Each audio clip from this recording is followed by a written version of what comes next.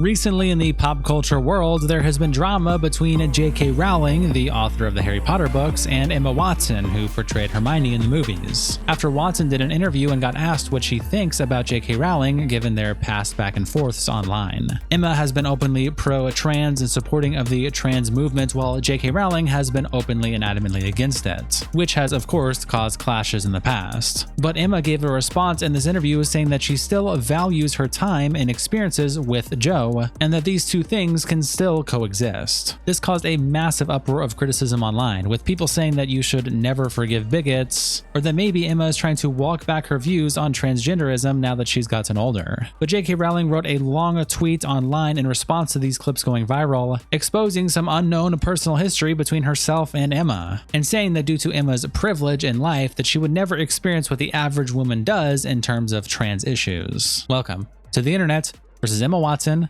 and J.K. Rowling. It starts when clips of this interview with Emma Watson go viral, like when MCFW posts on the pop culture chat subreddit this clip with the caption, Emma Watson on J.K. Rowling. Could ever cancel her out or cancel that out for anything. It has to remain true. It is true. And this is where this like holding of these, I just don't know what else to do other than hold these two seemingly incompatible things together at the same time and just hope maybe they will one day resolve or co-join themselves, and maybe accept that they never will, but that they can both still be true. And I can love her. I can know she loved me. I can be grateful to her. I can know the things that she said are true. And there can be this whole other thing. And my job feels like to just hold all of it. But the bigger thing is just what she's done will never be taken away from me. Spilly Talent replies, listen, I know it's not the same thing, but I empathize with the holding of two incompatible truths and believing them both. 1. My dad is an addict who will never change. He was drunk most of my childhood, probably drove with me in the car drunk, has embarrassed me, and has been an enormous source of anxiety for me. My dad is an alcoholic who stresses me out. 2. My dad loves me. My dad never missed a sports game or a graduation or an event of mine. My dad practiced with me for days to dance with me at my wedding. My dad always picks up when I call. My dad is a good man and I love him. How can he be a good dad when he drank so much when I was a kid? How can I say he loved me when he drove with me drunk in the car? How can I say he loved me when he drove with me drunk in the car? I don't know. Somehow both things are true. I can understand Emma's challenge. The person she knows and the person J.K. Rowling has been to the world are not the same person, yet they are. It's hard. I don't know if I even made sense here. And Voxtronic replies, you made sense in a poignant way. Humans are complex creatures who cannot be cut and dried into clean and neat little categories. I personally think it's very intelligent to be able to hold and acknowledge incompatible truths. Nothing is ever truly black and white. And Spilly Talent replies, oh, thanks friend. I would agree. A lot of making sense in the world is about holding multiple incompatible truths at once. It's not easy or pleasant. It's easy to pretend it's black and white, and it isn't. Sometimes I wish it was. I Feel Bonita says, the interview was over 2.5 hours and it seems like OP purposefully clipped only a certain portion and left out context to ignite a pile-on. She has obviously spoken out against what Rowling has said in the past, and is just keeping it professional here. She's in a tough position that no one here could possibly relate to, and IMO she's handled it well. Henry Claire replies, yep, Emma has been outspoken about trans rights, especially about protecting trans kids for years. Then this clip makes the rounds, which J.K. Rowling actually replies to, which we'll read here in a second, but sexmatters.org posted quoting part of the clip and then saying, Dairy Banshee speaks to Josh Howie about Emma Watson's comments about J.K. Rowling. Well, I'd like to think so, and I think there are some other positive signs too that things are shifting. When you see the media starting to say trans women are men, then I think we really are winning. But Emma Watson was careful, wasn't she, not to go too far. I think what she's going to find now is you can't sit on the fence. She was a real cheerleader for Mermaids, the charity, and for transitioning children and for people knowing who they are. There's also kind of there's that clip of her at the BAFTAs, and it was just kind of like a really snidey, there's that bit where she says, I'm here for all the witch, like, but one. Or what, yeah, it was just nasty. Yeah. Right when J.K. Rowling was getting a lot of rape threats, death threats. So whether she is trying to row back from that full-hearted support for transitioning children, or whether she's just trying to get back in with J.K. Rowling in the hope of work, who knows? Richard Dawkins is an interesting case because, you know, I'm sure when he wrote The God Delusion, he thought that was quite out there. It turns out that saying men can't become women is even more out there. And who would have thought that? But he is someone whose career is so established that he's not at any risk.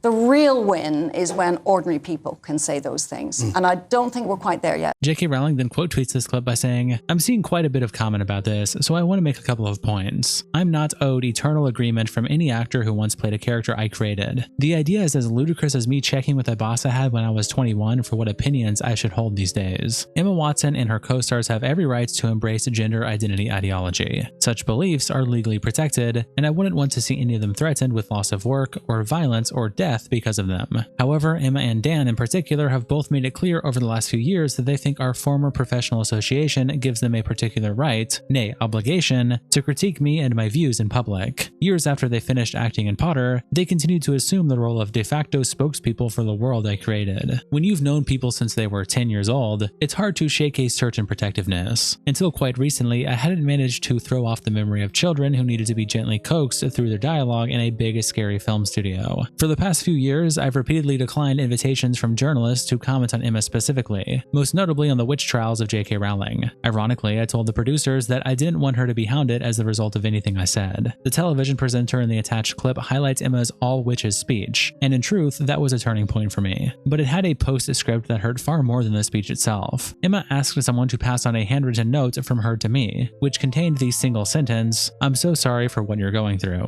She has my phone number." This was back when the death, and torture threats against me were at their peak, at a time when my personal security measures had to be tightened considerably and I was constantly worried for my family's safety. Emma had just publicly poured more petrol on the flames, yet thought a one-line expression of concern from her would reassure me of her fundamental sympathy and kindness. Like other people who have never experienced adult life uncushioned by wealth and fame, Emma has so little experience of real life she's ignorant of how ignorant she is. She'll never need a homeless shelter. She's never going to be placed on a mixed-sex public hospital ward. I'd be astonished if she's in a high street changing room since childhood. Her public bathroom is a single occupancy and comes with a security man standing guard outside the door. As she had to strip off in a newly mixed-sex changing room at a council-run swimming pool, is she ever likely to need a state-run crisis center that refuses to guarantee an all-female service, to find herself sharing a prison cell with a male artist who's identified into the woman's prison? I wasn't a multimillionaire at 14. I lived in poverty while writing the book that made Emma famous. I therefore understand from my own life experience what the thrashing of women's rights, in which Emma has so enthusiastically participated, means to women and girls without her privileges. The greatest irony here is that, had Emma not decided in her most recent interview to declare that she loves me and treasures me, a change of tack I suspect she's adopted because she's noticed a full-throated condemnation of me is no longer quite as fashionable as it was, I might never have been this honest. Adults can't expect to cozy up to an activist movement that regularly calls for a friend's assassination, then assert their right to the former friend's love, as though the friend was in fact their mother. Emma is rightly free to disagree with me and indeed to discuss her feelings about me in public, but I have the same right, and I've finally decided to exercise it. Toby Guys replies, "That handwritten note reveals something central to celebrity culture, that they expect the venal lies they tell in public to be understood as such in private, regardless of the cost they generate for others." And J.K. Rowling replies, "I was 16 when I read Scott Fitzgerald's immortal line, 'Her emotions had their truest existence in the telling of them.' At the time, I was morbidly fascinated by the idea of such a person, because I'd never met one. I had no idea such people would one day be commonplace to me." Noelle replies to JK's original post by saying, "Don't you think that, as she grows older, she might be internally distancing herself from the beliefs she held when young, but at the same time,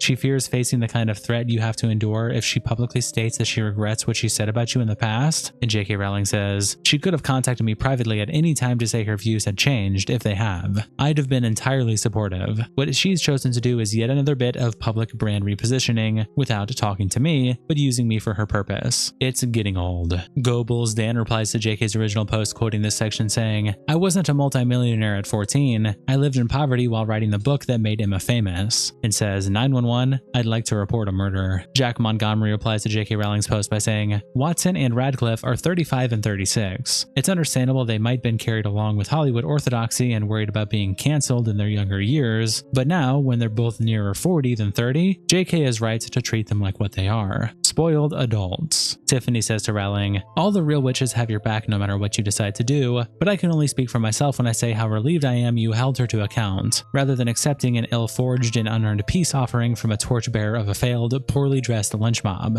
And Rowling replies, I love my real witches. Over on Reddit, on the r pop culture chat subreddit, Zakroy also posts the response with the caption, J.K. Rowling comments on Emma Watson in lengthy X post. And Hunter96CF replies, out of all the Harry Potter stars that have spoken up in disagreement with J.K. Rowling's anti-trans ideologies, I find it interesting that she is singling out Emma. And wannabe Miss Marvel replies, misogyny. And Shut Up says, slags off Emma but defends Johnny Depp. Okay, Joanne. Careless Plain says, I'm always baffled as to why she spends so much time on miserable shit when she could be doing cool stuff. And Spilly Talent replies, right? If I had her money, you would simply never hear from me again. I would be busy doing amazing stuff. And Kim Chick says, more celebrities need to take a page out of Inya's book. She lives by herself in a castle with her cats, living her best life. Flower Lord says, Emma has been stalked and harassed by grown men since she was a preteen. No, she wasn't living in poverty, but she has certainly been exposed to sexism and misogyny for most of her life. It's telling that J.K. Rowling spews most of her anger toward Emma, of all the cast. And Cracker Factory Wheel replies, yep,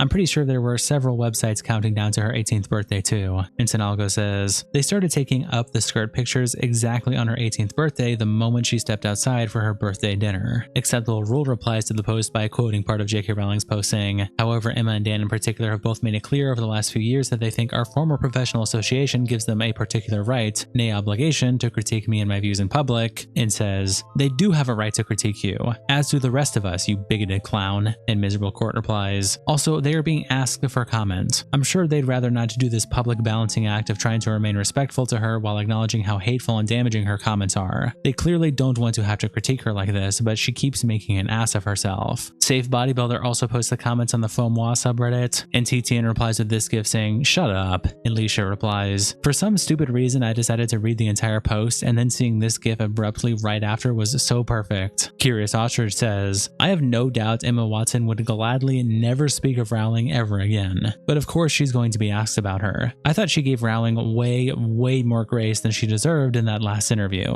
And Claire replies, so disappointing that Emma just spoke so highly of her in an interview for which she received backlash, and this is how this woman responds. Nothing short of wholeheartedly agreeing with her transphobia is enough. Essentially calling Emma some spoiled rich kid brat because she spent her entire childhood working like a dog to make herself and J.K. Rowling money is so backwards. McGillataritan says, I really want to know what trans person J.K. Rowling has felt slighted and or personally betrayed by in her life that has turned her into the vile, hateful piece of shit human being she's become. Someone who wrote a book about diversity and otherness being celebrated, then dedicates her wealth and life into pouring hate onto a vulnerable group of people in the name of protecting women is fucking insane to me. Lady, log off and go enjoy your billions in peace rather than degrading what legacy you once had by being a flaming dumpster fire of bullshit. She's such a loser and a disappointment. And Armadillo replies, from reading her garbage, which I do not recommend, but I felt the duty as a Harry Potter fan and someone who loves a lot of trans folks, I think it's less that she knows a specific trans person and more that she interacts with very few people in person. All of her opinions of people seem to come from Twitter and her life before she wrote Harry Potter. It's like famous people who get frozen at the age they become famous. I also think that she had very negative experiences of womanhood before she became famous, and she's resentful of people who haven't had the exact same experiences getting to claim it. It's something weird and psychological, and she should deal with it with a qualified therapist, rather than launching a massive hate campaign against a vulnerable minority. But billionaire is gonna billionaire. James S's tweets out, remember, this is what Emma Watson has stood for, championing and donating money to an organization responsible for the sterilization and mutilation of vulnerable young children.